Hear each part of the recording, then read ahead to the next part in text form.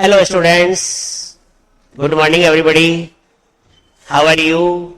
Once again you are all welcome on the online platform of Bhavana Institute of Science. So let's read the next part of the chapter, The Lost Spring, stories of the stolen childhood. The second story about a boy whose name was Mukesh, whose all family members worked in making glass bangles. In Firozabad is called a city of Suhag Nagri. So let's start the topic now. I want to drive a car. यानी मुकेश नाम का लड़का जो है वो कहता है कि मैं कार चलाना चाहता. He wanted to become self-reliant, self-dependent. He don't want to become a slave like a rag picker, sahib alam. Mukesh insist on being his own master. यानी मुकेश जो है अपना स्वयं का मालिक बनने के लिए इंसिस्ट करता है, यानी जोर देता है. वो कहता है कि मैं अपना मालिक खुद बनूंगा, मैं किसी की कोई गुलामी नहीं करूंगा.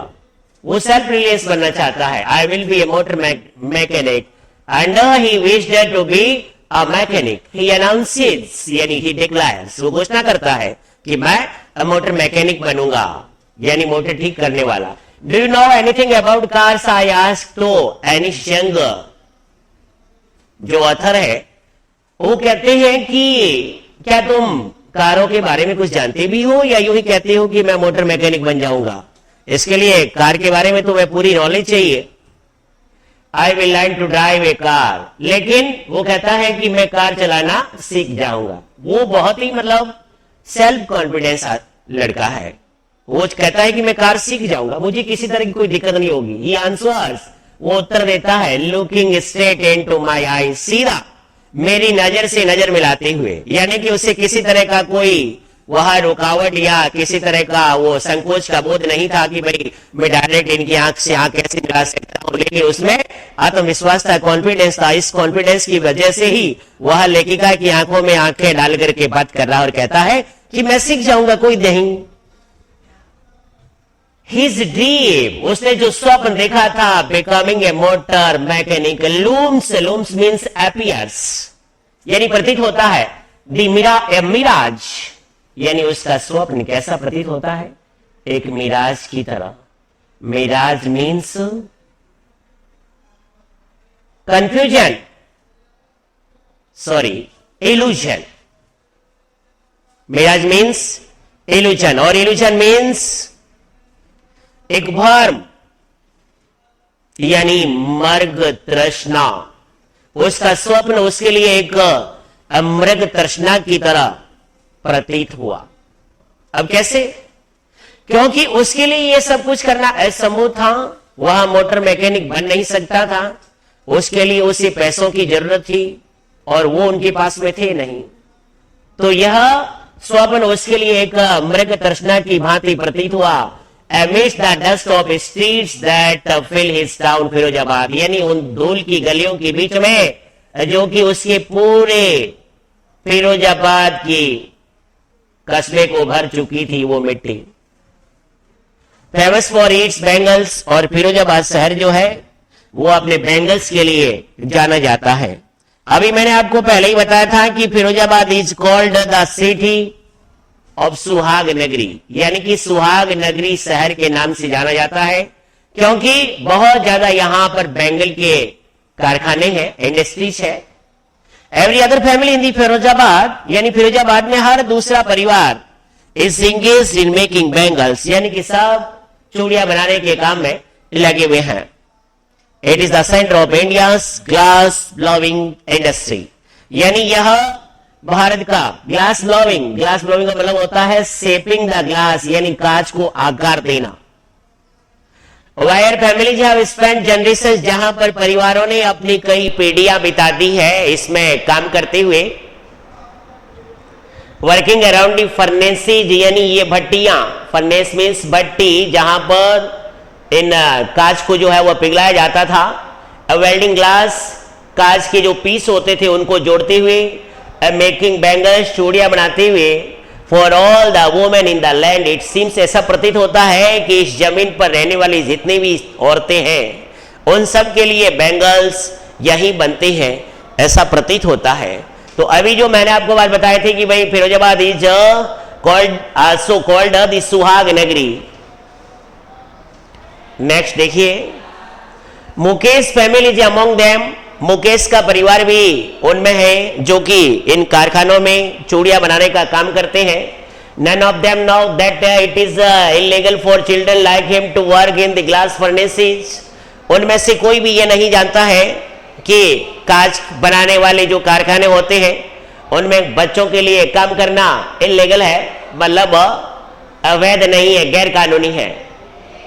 विथ हाई टेम्परेचर, क्योंकि इन भट्टियों का जो टेम्परेचर होता है वो बहुत ही तेज होता है, ज्यादा होता है। इन डिंजी सेल्स यानी dark hutments, dingy cells means dark hutments यानी अंधकार युक्त कोठरियां, lack of air and light also, only light of the melting the glass and furnaces, केवल कांच के पिघलने से और भट्टी की जो रोशनी होती है, और उसमें भी जब ये कांच जो पिघलता है तो उसका फ्लैश ज्यादा होता है। बस इसके सिवाय न तो हवा है और न ही इन भट्टियों के अंदर कोई रोशनी। हाँ, without air and light that the law if enforced, यानी बिना रोशनी और हवा के यदि इस कानून को लागू कर दिया जाता है, यानी कि जैसे कि गवर्नमेंट वैसे बैन कर चुकी है बाल श्रम को, चाइल्ड लेबर को, and government boast that they have eliminated the child labor, but we can see the boys working at the furnaces, around the furnaces, in the mills, industries, at the hotels, at the restaurants. Could get him and all those 20,000 children out of the furnaces. यदि उस कानून को लगा दिया जाता है, government ने जो कानून पास कर रखा है बाल श्रम के खिलाफ, अगेंस्ट द चाइल्ड लेबर, तो मुकेश और उसके जैसे लगभग 20,000 बच्चे इन भट्टियों के आसपास काम करते हैं, उन सबको वहां से निकाल दिया जाएगा। वेयर दे स्लो का मतलब होता है टोइल हार्ड, यानी कठोर परिश्रम करते हैं, देयर डे लाइट ओवर, दिन के समय में, often losing the brightness of their eyes, और अक्सर वो अपनी आंखों की रोशनी खो देते हैं। मुकेश आइज बीम, मुकेश की आंखें चमक उठती है।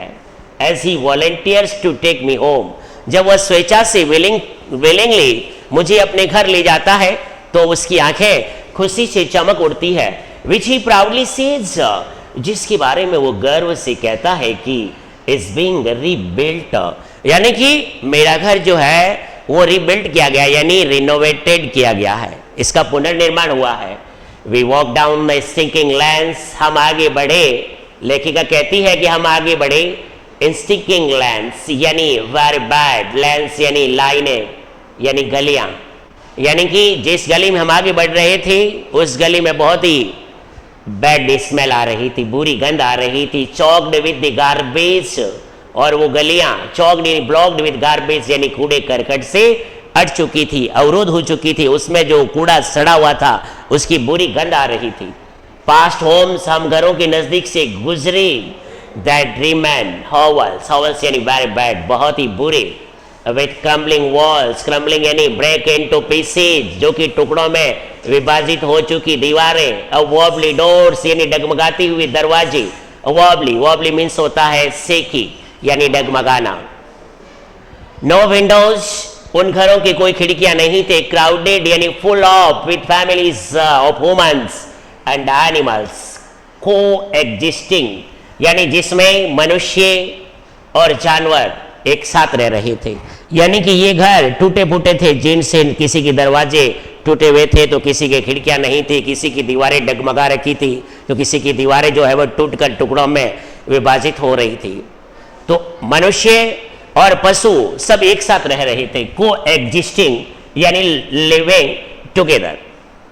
ए प्रिमवेल स्टेट यानी प्रारंभिक काल में जिस तरीके से मनुष्य और पशु साथ रहा करते थे, ठीक इसी तरह आज भी वहां पर ये लोग जो है एक साथ रहते हैं। He stops at the door of one such house.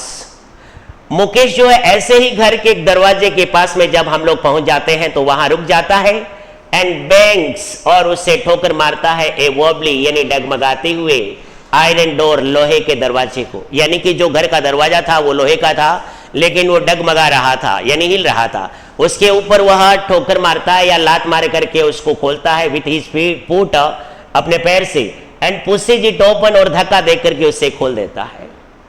और उसके बाद में we enter a half built यानी एक अर्ध निर्मित सेक यानी हट झोपड़ी, यानी हम उसके बाद में एक अर्ध निर्मित झोपड़ी के अंदर प्रवेश करते हैं। In one part of it और उस झोपड़ी का एक भाग जो था थीस्ड यानी छप्पर लगा हुआ था, covered with as a roof यानी कि जैसे छत के रूप में जैसे किसी अपन मकान बनाते उसके ऊपर छत लगाते हैं ठीक उसी तरह वह ढका हुआ था छत की तरह। विथ डेड ग्रास यानी सूखी हुई घास से यानी dry grass. Is a firewood with stove और उस झोपड़ी के अंदर एक चूल्हा था, फायरवुड स्टोव यानी चूल्हा, hearth over which sits a large vessel जिसके ऊपर एक बड़ा सा बर्तन रखा हुआ था, vessel pot, sizzling spinach leave जिसमें खर बदर की आवाज करते हुए स्पिनिक लीव यानी पालक की पत्तियां उबल रही थी। ऑन द ग्राउंड और वहां पर जमीन पर लार्ज एल्यूमिनियम प्लेटर्स बड़ी बड़ी एल्यूमिनियम की बनी हुई प्लेटें रखी हुई थी। आर मोर चॉप्ड वेजिटेबल जिसके ऊपर बहुत ही अधिक सब्जी काट कर की रखी गई थी, चॉप्ड यानी कट। ए फ्रेल यानी एक वीक कमजोर औरत इज कुकिंग द इवनिंग मील यानी वह उस परिवार के लिए शाम का खाना पका रही है। हालांकि वह इतनी स्ट्रांग नहीं थी, वीक थी, इसमें लिखा है फ्रेल यानी एक दुबली औरत, वीक औरत परिवार के लिए शाम का खाना बना रही थी। फॉर द होल फैमिली पूरे परिवार के लिए। Through eyes filled with the smoke she smiles when she saw us जब उसने हमको देखा। While his eyes filled with smoke but she smiled at us हालांकि उसकी आंखें धुएं से भर गई थी फिर भी वो हमें देखते ही मुस्कुराने लगी। She is the wife of Mukesh Elder brother यानी वो औरत और कोई नहीं थी बल्कि मुकेश का जो एल्डर ब्रदर था उसकी पत्नी थी। And not much older in years हालांकि वह उम्र में ज्यादा बड़ी नहीं थी लेकिन हालातों ने उसे बड़ा बना दिया था। वह वीक हो गई थी यानी कि लैक ऑफ नेसेसिटीज यानी आवश्यकताओं की जब कमी हो जाती है और हमारी सारी जो सुख सुविधाएं हमें नहीं मिलती है और हमारा जीवन जो बड़ी कठिनाइयों से गुजरता है तो आदमी समय से पहले वृद्ध नजर आने लग जाता है। ठीक उसी तरह मुकेश की भाभी के साथ में हुआ था। She has begun to command यानी कि उसे वो सम्मान मिलना शुरू हो गया था, रेस्पेक्ट यानी आदर सम्मान, एज द बहू का, the daughter in law the house यानी घर की पुत्र वधु के रूप में। Already in charge of 3 man वो पहले से ही 3 लोगों का सार संभाल कर रही थी। 3 लोग कौन सी? एक तो उसका हस्बैंड मुकेश एंड मुकेश के फादर, इन तीनों की वही घर का सारा कार्य करती थी। When the older man enters लेकिन जो ही घर का बुजुर्ग प्रवेश करता है। अब आप ये अच्छी तरह जानते हो कि India is a land of different cultures and customs. हमारा भारत देश जो है अलग अलग प्रथाओं और संस्कृति से भरा पड़ा है। As a custom demands that a daughter-in-law must pull a veil on her face before the male elders। यानी कि हमारे भारत में कस्टम या प्रथा ये डिमांड करती है कि जब भी घर का बुजुर्ग घर में प्रवेश करता है तो पुत्र वधु को अपने चेहरे पे घूंघट निकालना पड़ता है। ठीक इसी तरह मुकेश की भाभी यानी उसके बड़े भाई की पत्नी जो है, जो ही घर के बुजुर्ग यानी कि मुकेश के फादर प्रवेश करते हैं सी ब्रिंग्स हर वेल, वेल का मतलब घूंघट, क्लोजर टू हर फेस, अपने चेहरे पर, एज द कस्टम डिमांड, जैसे कि प्रथा मांग करती है। लेकिन उससे पहले ये बात मैंने अभी बताई थी कि एज द मेल एंटर्स, जो ही पुरुष घर में प्रवेश करता है, सी जेंटली, वह बहुत ही विनम्रता पूर्वक, विथड्रॉज यानी पीछे खिसक जाती है, बिहाइंड द ब्रोकन वॉल, उस टूटी हुई दीवार के पीछे, and brings her veil closer to her face as the custom demands, जो कि मैं पहले से ही आपको इसके बारे में मेंशन कर चुका हूं कि हमारे देश की प्रथा ये मांग करती है कि daughter in law must veil their faces, यानी कि पुत्र वधु को अपने चेहरे पर घूंघट डालना होगा बिफोर मेल एल्डर्स, यानी पुरुष बुजुर्गों के सामने। In this case the elder is the impoverished bangle maker, और इस मामले में यहां घर का जो बुजुर्ग आदमी है, मुकेश के फादर, इम्पॉवरिश्ड यानी वेरी पुअर, बहुत ही गरीब एक बैंगल मेकर है, चूड़ियां बनाने वाले हैं, और उनके पास में कोई काम जानते ही नहीं थे सिवाय making bangles. Despite long years of hard labour, despite के बावजूद कई वर्षों तक उन्होंने कठिन परिश्रम किया था। फर्स्ट एज ए टेलर, यानी पहले तो उन्होंने एक टेलर का कार्य किया, देन ए बैंगल मेकर, फिर उन्होंने चूड़ी बनाने का कार्य किया। He has failed to renovate a house, इतना कुछ करने के बाद में भी वो अपने खुद के घर का पुनर्निर्माण नहीं करवा पाए थे। टेलर का कार्य करने के बाद में भी इतनी इनकम नहीं थी, और अब बैंगल मेकिंग का जो कार्य हो रहा है उसमें भी उतना इनकम नहीं था, इसलिए वो अपना घर जो कि उनके खुद के पिता ने बनाया था उसको वो रिनोवेट नहीं कर पाए। Send his two sons to school, यानी उनके दो बेटे, एक तो मुकेश और एक मुकेश के बड़े भाई, उन दोनों को वो स्कूल भेजने में असमर्थ रहे थे। All he has managed to do, बस वो इतना जरूर कर पाए अपने बेटों के लिए, यानी उन्होंने जो आर्ट जानते हैं, अब आर्ट कौन सी, मेकिंग बैंगल्स, वो जरूर उन्होंने अपने बच्चों को सिखा दिया था, बस इतना ही वो जानते थे और वो उन्होंने बच्चों को सिखा दी। इसके अलावा वो अपने बच्चों के लिए कुछ नहीं कर पाए थे। नेक्स्ट, इट इज हिज कर्म his destiny says Mukesh grandmother.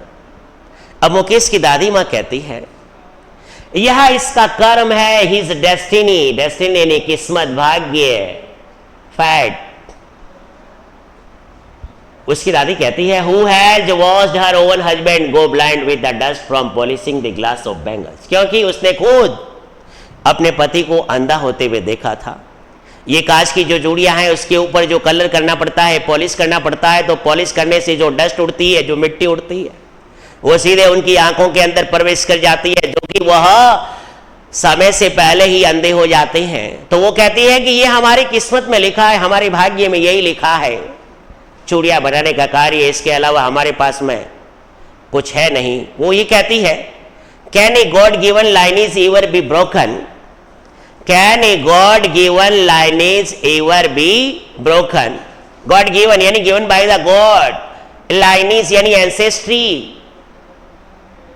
B broken यानी तोड़ी, एवर बी ब्रोकन तोड़ा जा सकता है, यानी कि ईश्वर के द्वारा जो हमें वंश परंपरा, हमारी वंश परंपरा के लिए जो प्रदान किया गया है, उस वंश परंपरा को कोई कभी तोड़ सकता है क्या? उसे तोड़ना असंभव होता है, उसे कोई नहीं तोड़ सकता है। तो उसमें क्या किया गया देखिए कि कैन ए गॉड गिवन यानी ईश्वर द्वारा प्रदत्त लाइनेज यानी एंसेस्ट्री यानी वंश परंपरा को कभी तोड़ा जा सकता है। से इंप्लाइज, इसका वो अर्थ निकालती है, इंप्लाइज यानी मीन्स, क्या कहती है?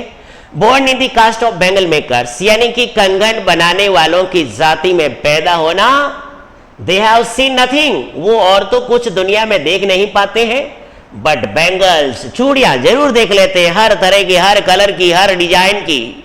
इसके सिवाय उस दुनिया में कुछ देखना उनके लिए संभव नहीं होता है। इन the house in the yard, घर में, हर आंगन में, एवरी अदर हाउस, हर दूसरे घर में, एवरी अदर यार्ड, हर दूसरे आंगन में, every street in Firozabad, Firozabad की हर गली में, स्पाइरल ऑफ द बैंगल्स यानी कि बैंगल्स के गुच्छे यानी कुंडली नुमा दिखाई देते हैं। सानी गोल्ड, सुनहरी धूप जैसे सुनहरे, पैडी ग्रीन, धान के हरे खेतों जैसे, और रॉयल ब्लू, नीले पिंक, गुलाबी, पर्पल, बैंगनी, every colour born out of the 7 colours of the rainbow, यानी कि इंद्रधनुष में जो 7 रंग उत्पन्न होते हैं, हर कलर की चूड़ियां जो है वो यहां बनती है। लाई इन दी माउंट, जो कि ढेर में पड़ी रहती है, माउंट्स यानी पाइल्स, इन अनकेप्ट यानी डिसऑर्डर, अस्त व्यस्त यार्ड आंगन में, आर पाइल्ड ऑन 4 व्हील्ड या 4 पहिए वाले वाहनों के ऊपर ढेर रखा हुआ होता है। हैंड कार्ट्स, हाथ से खींची जाने वाली गाड़ियां, pushed by the young man, युवा लोगों के द्वारा धकेल करके इधर से उधर ले जाया जाता है। अलोंग द नैरो लेन्स, उन संकरी गलियों में, ऑफ द सेंटी टाउन्स यानी dark hutments, and in dark hutments next to the lines of the flames of the flickering oils, और इन गलियों से उन्हें टिमटिमाते हुए ऑयल से जलने वाले दीपकों के पास में ले जाया जाता है, उनकी जहां वो फ्लेम्स जलती है, फ्लेम्स यानी लो या ज्वाला। सिट बॉयज एंड गर्ल्स, जहां पर लड़के और लड़कियां बैठे रहते हैं, with their fathers and mothers, अपने पेरेंट्स के साथ में, अपने माता पिता के साथ में। A welding pieces of coloured glass, जहां पर वो कांच के गैस के टुकड़ों को वेल्ड करते हैं यानी जोड़ते हैं। Into the circle of bangles, और फिर उसे चूड़ियों का आकार देते हैं। Their eyes are more adjusted to the dark than to the light outside, अंधेरे में भी उनकी आंखें बाहर की रोशनी से ज्यादा व्यवस्थित है। जितना की रोशनी में नहीं दिखता है, उतना उनको अंधकार में भी इतनी आंखें व्यवस्थित है, उस काम में लगी हुई है। That is why they often and up, इसी वजह से वो अक्सर लॉसिंग देयर आईसाइट, अपनी आंखों की रोशनी को खो देते हैं, बिफोर दे बिकम एडल्ट्स, यानी कि वह वयस्क बनने से पहले ही उनकी आंखों की रोशनी चली जाती है। ज्यादातर अंधकार में, मतलब अंधेरे में काम करना पड़ता है, और इस वजह से रोशनी जो है आंखों की कमजोर हो जाती है। Next, Savita a young girl in drape pink dress. अब एक सविता नाम की लड़की जो है, अब वो भी बैंगल बनाने का कार्य करती है। अब उसको ये पता नहीं है कि ये बैंगल है क्या, क्योंकि हमारी भारतीय कल्चर के अंदर, हमारी भारत की संस्कृति के अंदर bangles are auspicious in marriage, यानी ये कंगन जो है वो शादी में शुभ माने जाते हैं। बैंगल्स आर सुहाग ऑफ इंडियन वुमन, यानी चूड़ी जो है वो भारतीय महिला का सुहाग कहलाती है। लेकिन सविता नाम की लड़की को ये चीज पता नहीं है, और उसको बनाने में वह अपनी पूरी फैमिली का सपोर्ट करती है, सहारा देती है। तो देखिए, Savita young girl in drape pink dress, drape यानी भद्दी सी गुलाबी रंग की पोशाक पहन रखी है। Seats alongside an elderly woman, वो अपनी बुजुर्ग दादी के साथ में बैठी है। सोल्डरिंग पीसेज ऑफ ग्लास, कांच के टुकड़ों को जोड़ने का कार्य कर रही है। As her hands move mechanically, यानी कि मशीन की भांति उसकी हाथ हिल रहे हैं, वो काम कर रही है। Like the tongs of a machine, यानी कि एक मशीन के चिमड़े की भांति, मैकेनिकली यानी यांत्रिक रूप से।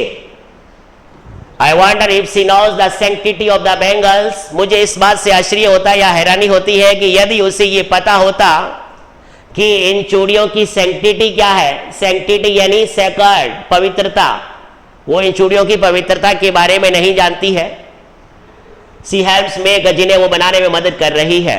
इट सिंबलाइजेज, यानी ये प्रतीक मानी जाती है, एन इंडियन वुमन सुहाग, भारतीय महिला के सुहाग का। इसीलिए तो मैंने आपको स्टार्टिंग में बताया था कि फिरोजाबाद इज कॉल्ड दी सुहाग नगरी, because it is the India's large glass blowing industry. Auspicious in marriage, यानी कि यह शादी में शुभ मानी जाती है। It will dawn on her suddenly, यह अचानक उसको डॉन ऑन होगा, मतलब उससे समझ में आएगा। अब उसको इस बात का कब समझ में आएगा कि ये चूड़ियां जो है एक महिला के सुहाग की प्रतीक मानी जाती है। जिस समय उसे ब्राइडल ड्रेस पहनाई जाएगी, यानी सिल्क रेड कलर की, her hands will dyed with red henna and red bangles rolled on her wrist, then she will know that bangles are auspicious as the सुहाग। यानी कि उसमें क्या बताया, it will dawn on her suddenly, अचानक उसे ये समझ में आएगा, one day, एक दिन, when her head is draped, जब उसका सिर ढका जाएगा, with red veil, लाल घूंघट से, her hands dyed red with henna, और जब उसके हाथों पर लाल मेहंदी लगाई जाएगी, and red bangles rode on to her wrist, और उसकी कलाई में लाल कंगन पहनाए जाएंगे, उस दिन उसको समझ में आएगा कि भाई ये बैंगल क्या होते हैं, कितना हमारे लिए शुभ होते हैं, क्या सिंबलाइज होते हैं। She will then become a bride, और फिर वो क्या बन जाएगी, एक दुल्हन बन जाएगी, Dulhania. Like the old woman beside her, ठीक उस वृद्ध महिला की तरह जो उसकी बगल में बैठी है, वो भी एक दिन कई वर्षों पहले दुल्हन बनी थी। वो became one many years ago, जो कि कई वर्षों पहले दुल्हन बनी थी। She still has bangles on her wrist, अभी भी उसके हाथ में कंगन है, यानी कि उस औरत के हस्बैंड अभी जिंदा है, इसलिए उसके हाथों में रिस्ट मतलब वो कंगन है। तो वो कहते हैं कि अभी भी उसके हाथों में कंगन है, but no light in her eyes, लेकिन उसकी आंखों में रोशनी नहीं है, यानी कि पॉलिश करने से जो डस्ट होती है वो उसकी आंखों में चली जाती है, इस वजह से उसकी आंखों की रोशनी चली गई थी। तो कंगन तो उसकी मतलब हाथों में है, लेकिन आंखों में रोशनी नहीं है। अब वो क्या कहती है, एक वक्त शेर भर खाना भी नहीं खाया, एक वक्त शेर भर खाना ही नहीं खाया, यानी I did not eat a full meal in my lifetime, यानी मैंने अपने जीवन में कभी भी भरपेट खाना एक बार भी नहीं खा पाई थी मैं, ऐसा वो कहती है। यानी she says, वो कहती है in a voice drained of joy, drained का मतलब होगा without joy यानी आनंद, यानी बिना खुशी के कहती है। She has not enjoyed even one full meal in her entire lifetime, यानी अपने पूरे जीवन काल में उसने एक बार भी भरपेट भोजन नहीं किया। That's what she has reaped, वो उसने जो ही प्राप्त किया जितना उसने काटा।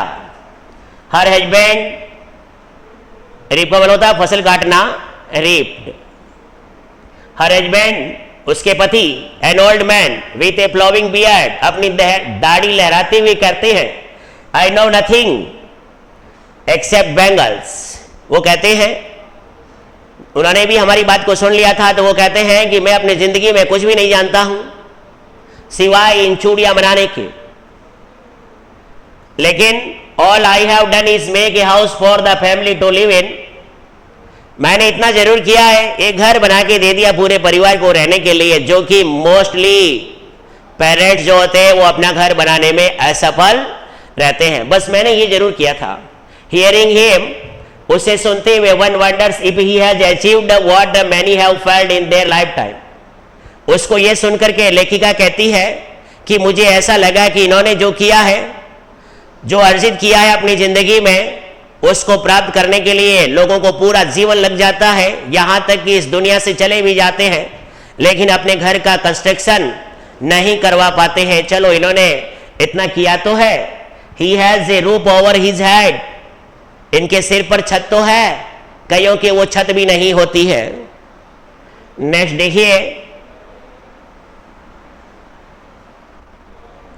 The cry of not having money, अब पैसा नहीं होने की चीख, टू डू एनीथिंग, और कुछ करना, except carry on the business of making bangles, वो कहते हैं हमारे पास में पैसे नहीं है, लेकिन हमारा जो व्यवसाय है चूड़ियां बनाने का, उस बिजनेस को हम आगे बढ़ाते रहते हैं। Not even though to eat enough eat, और ज्यादा खाने को नहीं होने की, रिंग्स इन एवरी होम, यानी वो क्राई जो है हर घर में सुनने को मिलती है। द यंग मैन इको, यानी रिफ्लेक्टेड साउंड, प्रतिध्वनि। The lament of their elders, lament यानी होता है ग्रीफ, अपने बुजुर्गों के प्रति जो दुख प्रकट करते हैं उनकी चीख सुनाई देती है। Little has moved with time it seems, and Firozabad, सब कुछ बदल गया है समय के साथ में, लेकिन फिरोजाबाद में टाइम के साथ कुछ भी परिवर्तन नहीं हुआ है, सब कुछ वैसा ही वैसा है जैसा पहले था।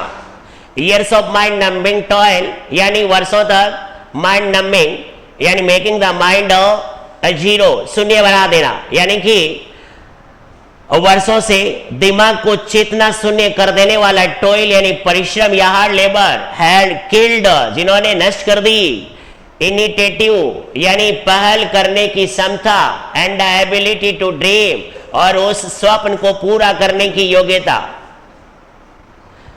अब फिर लेखिका उनसे क्वेश्चन करती है, why not organise yourself into cooperative, तो फिर आप लोग यदि ऐसा है तो अपना ये सहकारिता में आप संगठित क्यों नहीं हो जाते हो? कोऑपरेटिव सहकारिता, सहकारी समिति यानी समूह में इकट्ठा क्यों नहीं हो जाते हो? एक यूनियन क्यों नहीं बना लेते हो, जिससे कि आप अपने परिवार के लिए, अपने सोसाइटी के लिए कुछ भला कर सकते हो? I ask a group of young man, मैंने युवा लोगों के एक दल से पूछा, who have fallen into the vicious circle of middle man, vicious यानी कुचक्र, बैड दुष्चक्र जो उन्होंने फैलाया, मिडल मैन यानी मध्यस्थों, हु ट्रैप्ड देयर फादर्स, जिन्होंने उनके पिताओं को भी ट्रैप कर लिया था, अपने जाल में फांस लिया था, एंड फॉर फादर्स और उनके एंसेस्टर्स यानी पूर्वजों ने। Even if we get organised, यदि अब हम इसके लिए संगठित हो भी जाएं, we are the ones who will be hold up by the police, हम में से किसी को पुलिस के द्वारा होल्ड अप यानी अपीयर टू द कोर्ट यानी कोर्ट के सामने प्रस्तुत कर दिया जाएगा, बेटल वहां पर हमारी पिटाई होगी, एंड ड्रैग्ड और घसीट करके टू जेल, जेल में डाल दिया जाएगा, फॉर डूइंग समथिंग इलीगल, कुछ ये गैर कानूनी काम उनको लगेगा तो वो कहेंगे आपने ये गैर कानूनी कार्य किया है, इसके लिए फिर वो हमें पीट पाट के जेल में डाल देंगे। दे से वो कहते हैं, there is no leader among them, कि हमारे बीच में कोई लीडर है ही नहीं, कोई नेता है ही नहीं, कोई आगे आता ही नहीं है हमारे लिए कुछ करने के लिए। And no one could help them, कोई भी उनकी मदद नहीं कर सकता। सी थिंग्स डिफरेंटली, क्योंकि वो हर चीज को अलग देखते हैं। Their fathers are as tired as they are, उनके पिता भी वैसे ही थक गए थे जैसे कि वह थक गए हैं। दे टॉक एंडलेसली, यानी कि वह अनंतता की बात करते हैं। इन ए स्पाइरल यानी कुंडली नुमा एक माला की तरह। That moves from poverty to apathy, जो कि उनकी बातें गरीबी से एपाथी की ओर जाती है। एपाथी यानी फीलिंग ऑफ सैडनेस, उदासीनता की ओर। टू ग्रीड, ग्रीड से जाती है लालच की ओर, और लालच से टू इनजस्टिस, अन्याय की ओर। अब जब उनकी ये बातें सुनती हूं तो मेरे दिमाग में एक और आइडिया आ जाता है। तो अनिश जंग कहती है, listening to them I see two distinct words, मुझे दो अलग अलग दुनिया दिखाई देती है। अब दो अलग दुनिया किसकी? One of the family caught in the web of poverty, एक वो परिवार जो कि इस गरीबी के जाल में जकड़ लिया गया है। वेब ऑफ पॉवर्टी, वेब यानी जाल, net. Burden of the stigma of the caste, यानी जाति के कलंक का बोझ। स्टिग्मा यानी ब्लड, कलंक। इन विच दे आर बोर्न, जिस जाति में उनका जन्म हुआ है।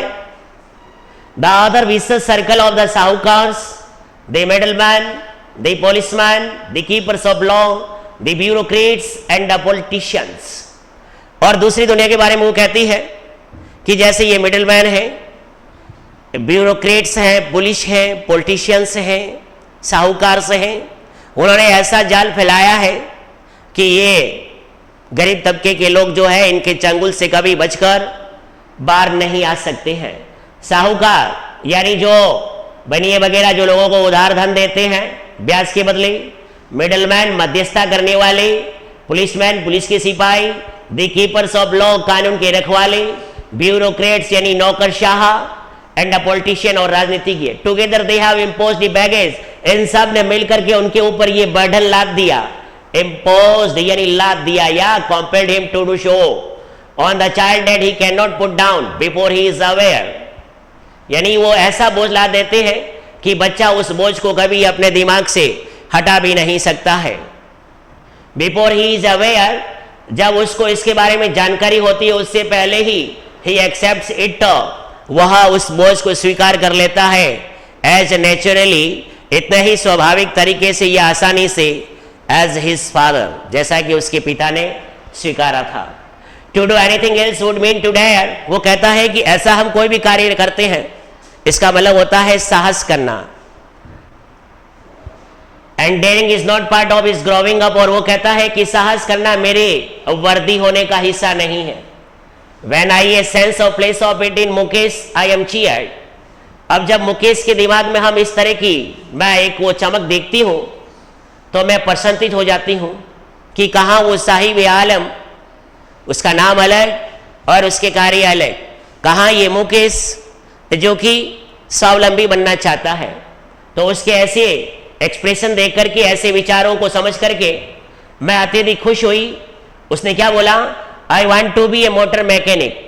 ही रिपीट्स, वो बार बार यही दोहराता है कि मैं मोटर मैकेनिक बनूंगा, किसी की गुलामी नहीं करना चाहता, मैं अपना खुद का काम करूंगा।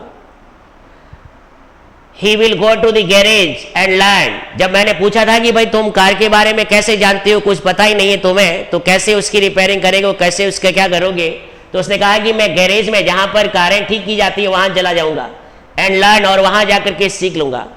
But the garage is a long way from his home. तो मैंने कहा जो ये कार का गैरेज है वो तेरे घर से बहुत दूर है। तो उसने क्या कहा, आई विल वॉक, मैं पैदल ही चला जाऊंगा। यानी कि वह बहुत ही मतलब डिटरमाइंड था कार के बारे में सीखने के लिए और गैरेज खोलने के लिए, मैकेनिक बनने के लिए। ही इंसिस्ट, वह जोर देते हुए कहता है, do you also dream of flying a plane. तो फिर मैंने मजाक में फिर पूछ लिया, तो क्या तू कार चलाना सीखना चाहता है, मोटर मैकेनिक बनना चाहता है? कभी दिमाग में ये विचार आया कि प्लेन उड़ाऊं? क्या उड़ाऊं? Plane. He is suddenly silent, तो वह अचानक शांत हो जाता है। नो, नहीं, वो कहता है नहीं। He says staring at the ground, जमीन की ओर घूरते हुए, इन हिज स्मॉल मर्मर, अपनी धीरे सी बड़बड़ाहट में वो बोलता है, देयर इज एन एम्ब्रासमेंट, और उसकी आवाज में शर्मिंदगीपन था, that has not yet turn into regret, जो कि वो शर्मिंदगी अभी तक पश्चाताप में नहीं बदली थी। He is contented to dream of cars, यानी कि वह कार चलाने का स्वप्न देख करके ही संतुष्ट है, यानी इससे ज्यादा वो नहीं सोच रहा है। Because he sees hurtling down the streets, कारों को वह हर्टलिंग यानी मूविंग फास्ट, तेजी से जाते हुए देखता है गलियों में। इन हिज ओवन टाउन, अपने स्वयं के कस्बे में। Few aeroplanes fly over Firozabad, क्योंकि फिरोजाबाद शहर के ऊपर तो न के बराबर प्लेन उड़ते हैं, इसलिए उसने अपनी जिंदगी में प्लेन के बारे में सोचा ही नहीं था। बस इतना जरूर सोचा है क्योंकि कारें अक्सर उसकी गली में गुजरती रहती है, इसके अलावा उसने कुछ करने का सोचा नहीं था। और इसी के साथ में अपना ये चैप्टर यही एंड हो जाता है। अगली क्लास के अंदर हम इसके जो क्वेश्चन आंसर्स हैं इनके बारे में बात करेंगे। धन्यवाद।